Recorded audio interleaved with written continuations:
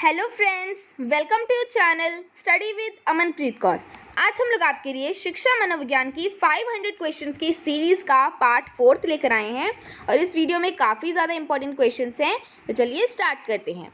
First question है, त्वरित विकास का सिद्धांत किसने दिया? तो इसका आंसर हो जाएगा स्टैनले हॉल ने। दोस्तों, स्टैनले हॉल ने त्वरित विकास का सिद्धांत दिया था। अब ये त्वरित विकास होता क्या है? अचानक यानी कि अकस्मात हुए परिवर्तन। ठीक है, किशोर अवस्था में शारीरिक, मानसिक, संवेगात्मक परिवर्तन जो कि अकस्मात यानी अचानक होते हैं, उन्हें हम त्वरित विकास कहते हैं। आगे बढ़ते हैं। सेकंड क्वेश्चन, क्रमिक विकास का सिद्धांत किसने दिया? तो इसका आंसर हो जाएगा थॉर्नडाइक और हॉलिंगवर्थ ने। तो क्रमिक विकास का सिद्धांत दिया था थॉर्नडाइक और हॉलिंगवर्थ ने। क्रमिक विकास क्या होता है? किशोर अवस्था में शारीरिक, मानसिक और संवेगात्मक परिवर्तन जो कि अचानक नहीं होते यानी अकस्मात नहीं होते, धीरे धीरे होते हैं। ठीक है, तो उसे हम क्रमिक विकास कहते हैं। आगे बढ़ते हैं। किशोर अवस्था जीवन का सबसे कठिन काल है, यह किसने कहा था? दोस्तों, ये कहा था किलपैट्रिक ने। क्या कहा था? किशोर अवस्था जीवन का सबसे कठिन काल। नेक्स्ट क्वेश्चन, शिशु के समान किशोर को भी अपने वातावरण के साथ समायोजन करने का कार्य पुनः आरंभ करना पड़ता है। तो दोस्तों, ये कहा था रॉस ने, यानी कि रॉस के अनुसार जो शिशु के समान किशोर को भी अपने वातावरण के साथ समायोजन करने का कार्य पुनः आरंभ करना पड़ता है। 7वां क्वेश्चन है हमारे पास, कन्वेंशनल स्तर के अंतर्गत कौन सी अवस्था सम्मिलित है? दोस्तों, कन्वेंशनल स्तर के अंतर्गत कौन सी अवस्था सम्मिलित है? दोस्तों, इसका आंसर हो जाएगा प्रशंसा की अवस्था। ठीक है, ये इसका करेक्ट आंसर। आपको ये भी याद रखना है कि लॉरेंस कोहलबर्ग ने नैतिक विकास के 3 स्तर बताए हैं। कौन कौन से? प्री कन्वेंशनल, कन्वेंशनल और पोस्ट कन्वेंशनल। ठीक है, ये आपको याद रखना है। 8वां क्वेश्चन है हमारा, विवेक की अवस्था किस स्तर के अंतर्गत आती है? दोस्तों, विवेक की अवस्था ये आती है पोस्ट कन्वेंशनल। ठीक है, पोस्ट कन्वेंशनल स्तर के अंतर्गत आती है विवेक की अवस्था। आगे बढ़ते हैं। 9वां क्वेश्चन, वे संधि काल कहते हैं पूर्व किशोरावस्था को। दोस्तों, वह संधि काल किसे कहते हैं? पूर्व किशोरावस्था को। आपको ये भी याद रखना है कि वह संधि क्या होती है? उत्तर बाल्यावस्था व पूर्व किशोरावस्था के मध्य होने वाली संधि को वह संधि कहते हैं। आगे है 10वां क्वेश्चन, किसने माध्यमिक विद्यालयों में नैतिक और आध्यात्मिक मूल्यों की शिक्षा की संस्तुति की है? तो दोस्तों, आंसर हो जाएगा कोठरी आयोग। ठीक है, कोठरी आयोग इसका करेक्ट आंसर हो जाएगा। 11वां क्वेश्चन, लॉरेंस कोहलबर्ग ने नैतिक विकास की कितनी अवस्थाएं बताई हैं? तो दोस्तों, इसका आंसर हो जाएगा 5 अवस्थाएं। कौन कौन सी? पूर्व नैतिक अवस्था, स्वकेंद्रित अवस्था, परंपराओं को धारण करने वाली अवस्था, आधारहीन आत्म चेतना अवस्था और आधार युक्त आत्म चेतना अवस्था। ठीक है, ये इसका करेक्ट आंसर। 12वां क्वेश्चन, वीर पूजा की प्रवृत्ति पाई जाती है किशोर अवस्था में। दोस्तों, किशोर अवस्था में वीर पूजा की प्रवृत्ति पाई जाती है। इंपॉर्टेंट क्वेश्चन है। आगे बढ़ते हैं। 13वां क्वेश्चन, किशोर अवस्था सर्वाधिक उलझनों वाली अवस्था है हेडोकमेटी। ठीक है, तो हेडोकमेटी इसका करेक्ट आंसर हो जाएगा। 14वां क्वेश्चन है हमारे पास, मानसिक विकास 15 से 20 वर्ष की आयु में अपनी उच्चतम सीमा पर पहुंच जाता है वुडवर्थ। दोस्तों, वुडवर्थ ने कहा था कि मानसिक विकास 15 से 20 वर्ष की आयु में अपनी उच्चतम सीमा पर पहुंच जाता है। ये इसका करेक्ट आंसर।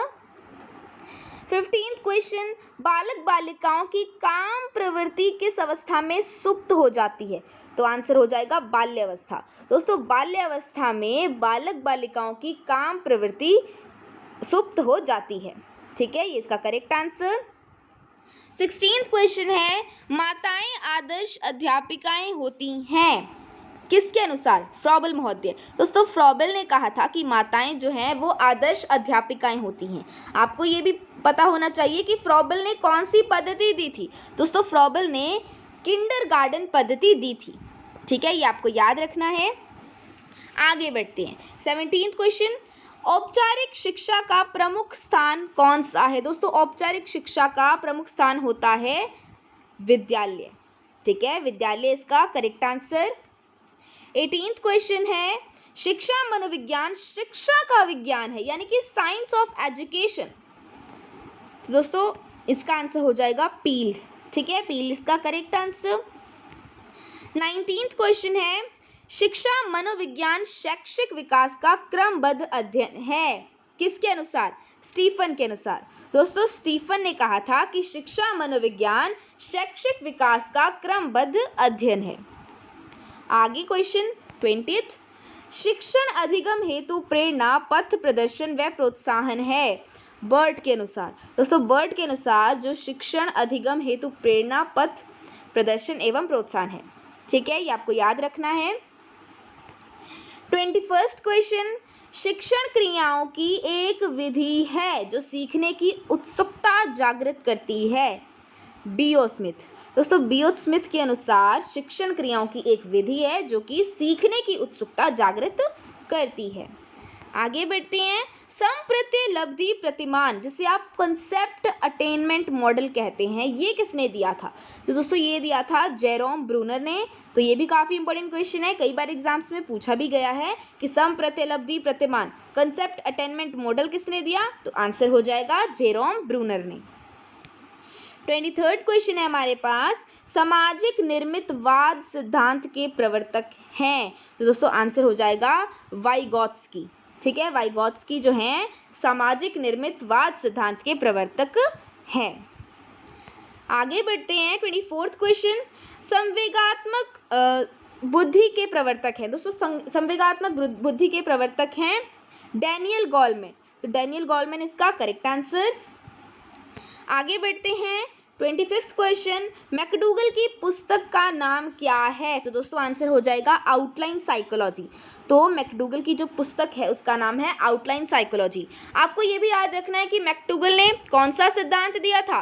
मूल प्रवृत्ति का सिद्धांत। ठीक है, तो मूल प्रवृत्ति का सिद्धांत दिया था मैकडूगल ने। पुस्तक का नाम क्या है? Outline psychology.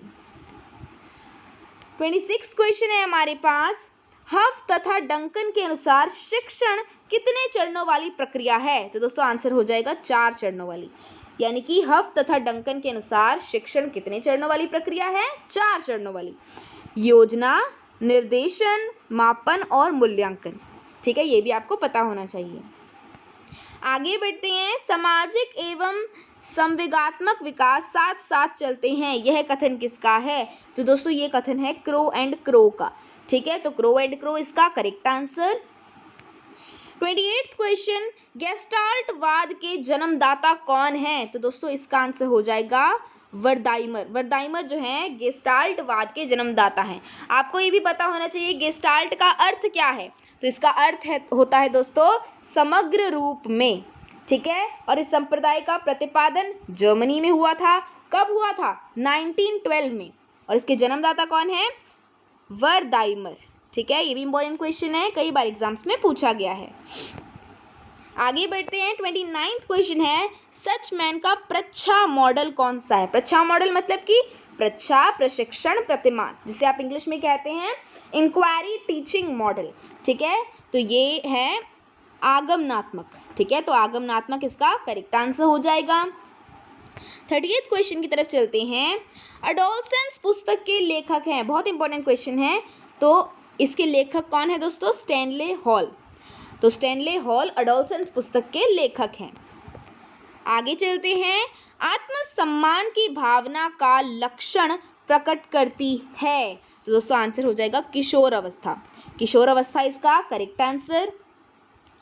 आगे बढ़ते हैं, फ्राइड के अनुसार मन की संरचना की सही कोटि है इद, अहम और अति अहम।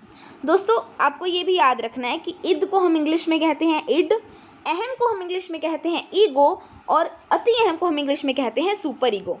तो इद यानी कि इड का मतलब क्या होता है? यह सभी इच्छाओं की जननी है। इद जो है वो सभी इच्छाओं की जननी है।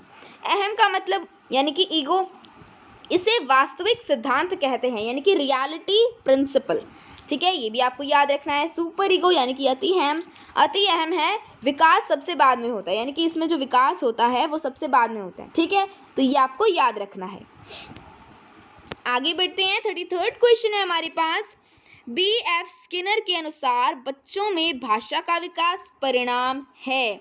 आंसर हो जाएगा अनुकरण तथा पुनर्बलन। ठीक है, तो ये इसका करेक्ट आंसर। आगे बढ़ते हैं। 34th क्वेश्चन, अध्ययन का उच्चतम स्तर कौन सा है? तो दोस्तों आंसर हो जाएगा समस्या समाधान अधिगम। तो समस्या समाधान अधिगम जो है अध्ययन का उच्चतम स्तर है। ठीक है, तो लास्ट क्वेश्चन की तरफ चलते हैं। संज्ञानात्मक विकास पर व्यवस्थित कार्य करने वाला मनोवैज्ञानिक था। तो आंसर हो जाएगा जीन पियाजे।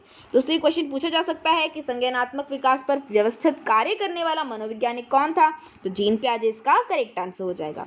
दोस्तों ये थे हमारे आज के कुछ इंपॉर्टेंट मनोविज्ञान से रिलेटेड क्वेश्चंस। आई होप आपको अच्छे तरीके से क्वेश्चन समझ में आए होंगे। एंड अगर आपको हमारी वीडियोस अच्छी लगती हैं तो प्लीज़ हमारी वीडियोस को लाइक कीजिए, ज़्यादा से ज़्यादा अपने फ्रेंड्स और रिलेटिव्स के साथ शेयर कीजिए। हमारे चैनल स्टडी विद अमनप्रीत को भी सब्सक्राइब कीजिए ताकि आपको हमारी नई वीडियोस की नोटिफिकेशंस टाइम पर मिलती रहें। So thanks for watching.